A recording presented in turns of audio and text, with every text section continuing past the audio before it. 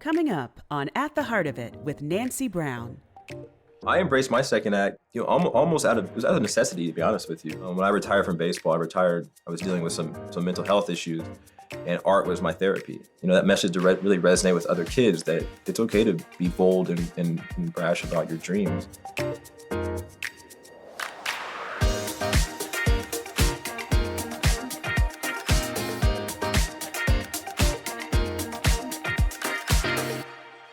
Welcome to At the Heart of It. I'm Nancy Brown, CEO of the American Heart Association. Making big changes later in life, such as an encore career that is focused on giving back or making a social impact, allows people to channel a lifetime of skills and fulfilling new possibilities. And the best part is, reinvention has no age limit. My guest today made a 180-degree turn from professional sports to digital artist, creating the life he wanted and discovering his own authentic voice.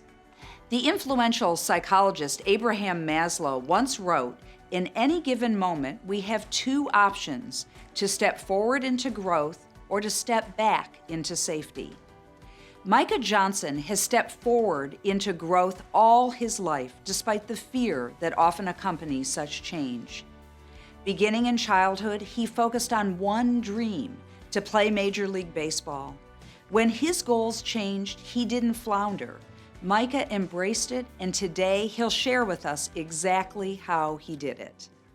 Micah's early dedication to baseball paid off. After 2 successful seasons in the Big Ten, he was drafted by the Chicago White Sox in 2012 and recorded his first hit on opening day. He played for the Atlanta Braves, Los Angeles Dodgers, and Tampa Bay Rays. But after multiple injuries, Micah retired. At that time, art was just a hobby. In fact, his only formal training was a single sip and paint class. But with the encouragement of his coaches and support of his teammates, Micah developed confidence and, perhaps more importantly, a new vision for his future.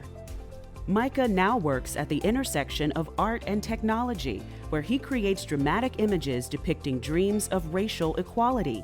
Today, we'll talk about second acts and the bravery, drive, and practicality needed for a successful transition to a new stage of life.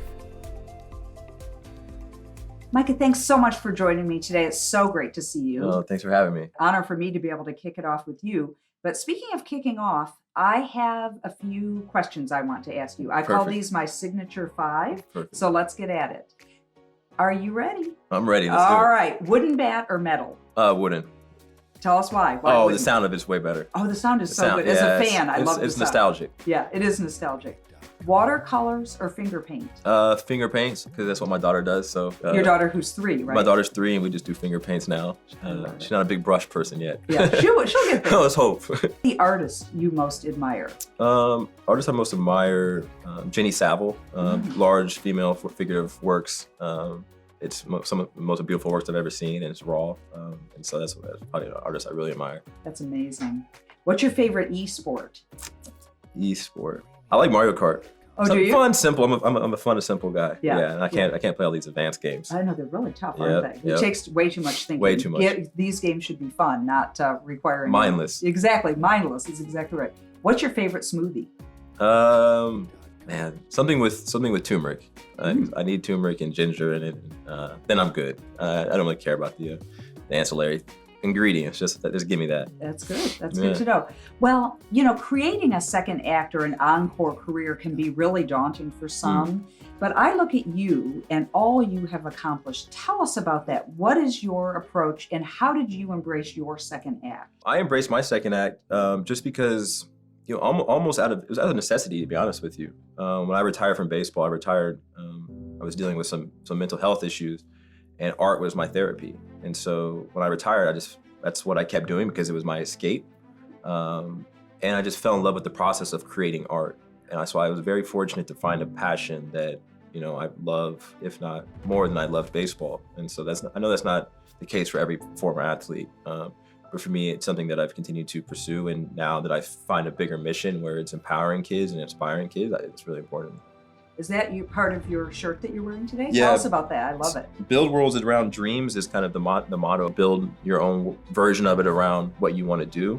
A baseball player, artist, didn't really make sense, but now it really does make sense. And so that's what we try to tell kids is, you don't have to follow traditional paths, and do what makes you happy and what you care about.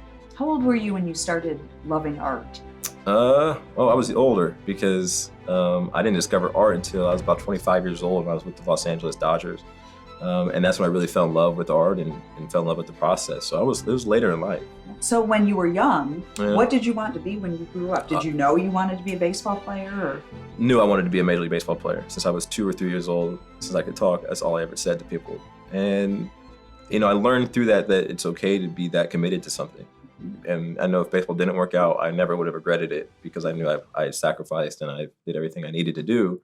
And that was something that I was passionate about. I want that message to really resonate with other kids, that it's okay to be bold and brash about your dreams and be vocal about them. That's really amazing. Now, I heard a story, you'll have to tell me about this, and maybe I have it almost right, or maybe I have it exactly right, that when you were a rookie on the Dodgers team, your coach had a team building exercise where you had to paint a portrait in front of your teammates. Yeah. I'd love to know, what was that like inside the locker room? I'm sure a lot of the guys were like, are you kidding me? But tell me about the dynamic, and what did it mean to you? Kind of a funny story. I just got traded over to the Dodgers. I was a new guy. My manager brought me up and said, what do you like to do? And I nervously said, paint, because right before spring training, I went to a paint and sip class. He's like, great, make a painting of Maury Wills. I said, man, really? Not like that kind of painting, yeah, right? Yeah. It's like, oh, man. So I went to Walmart, got all my supplies, all these watercolors, whatever. I don't even remember, the cheap art supplies, and I spent the rest of spring training painting this painting of Maury Wills. And I presented to the team, and a couple guys, guys I really looked up to as a kid growing up even, came up to me afterwards and told me how good the painting was and how talented I was. And that really inspired me because, whenever someone goes out of their way to give you words of confidence, that you should take that. That means a lot, and you should really. And I really ran with that. These guys who are multi-millionaires and famous came up to me to tell me I was good at something, and I was like, then I must be good at this. That's amazing. It really speaks to the power of word. And I know in your world in working with youth, inspiring, uplifting is part of what you do. I bet you're giving those kinds of words to young people. Yeah, I think that's what's really important. Something I've had to learn actually is to how to be more vocal. I'm a really quiet guy, but being okay speaking more and being, and passing that information and not just being okay retaining it. I think everybody that's been successful or achieved something really daunting should be okay talking about it. I think. And the power of affirmation of word. I mean, that's a great story. Yeah. Okay. And I'm sure you were nervous about that painting, but do you still have it today? Maury Wills, rest in peace. He had it in his house in Sedona. Gosh. Yeah. Oh, that's amazing. That's what an honor. Yeah, that's pretty cool. Now, you're a self-taught digital artist. First of all, tell us what it means to be a digital artist. Tell us about your work and what is it that you're creating? Yeah, so after my nephew asked if astronauts could be black, and I started painting him on these large canvases, I wanted to reach a broader audience instead of someone's home, painting on a person's wall at their house. And so created this character, Aku, that has kind of spread like wildfire that I never could have imagined. And it's been an amazing and humbling journey. That's so awesome. And your nephew was the inspiration. Tell us a little bit more, what was going on in his head and how did you feel when he asked you about being black and being an astronaut? Yeah, it was the first time that it really dawned on me that there's kids out there that could feel limitations to their dreams, because I just said that I was so boastful or not loud about I wanted to be a Major League Baseball player. So it was the first time in my life I got to see a kid's perspective, and as a young kid, he's already thinking that, that there's limits to his dreams. It just made me realize that there's probably a lot more kids out there, because he was watching me play Major League Baseball on TV. Now he's asking that question about kids who don't know anybody on TV. Right. So that's really what I'm trying to, understand a little bit better. It's the magnitude of this fortunate reality. How old is your nephew today? 7. He's 7. So he must be so proud. What does he say when he sees? Oh, he just wants more Aku stuff. He wants more Aku He stuff. just wants more notebooks and games and let's play VR games. He wants it all. Oh, that's good. Well, see, you've opened up his dreams, and that's amazing. Yeah, that's so amazing. You've also opened up the dreams of 2 brothers. Tell us about the 2 boys and your interactions with them. Yeah, in 2020, I created this programmable artwork in November of 2020. And what that means is a photograph that changes over time. And it's 2 boys on one side of the door and an astronaut on the other side of the door. And on each year, the door opens up slightly more on their birthdays, symbolizing that they're becoming their dreams. And when they turn 18, they're face to face with this astronaut. So on their birthday, a QR code pops up and everybody can donate Bitcoin to a crypto wallet that will be given to them when they turn 18. And that's something that's just really cool. And it's something I really believe in. So those boys are really special. And it was a fun day shooting that and being able to see, their reaction. It's amazing. I am just in awe of your commitment to help inspire the dreams of other people and young people. Well, thank you. And, it's very true that it takes a village of people to change the world. And Micah, you are an inspiration.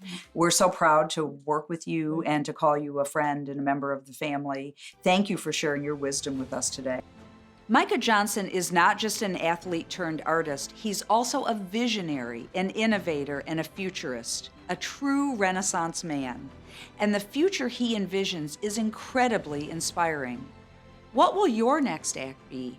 How will you bring it to life? I would love to hear from you, so comment below, hit subscribe, and join me here next time for more inspiring conversations. From my heart to yours, thank you for watching.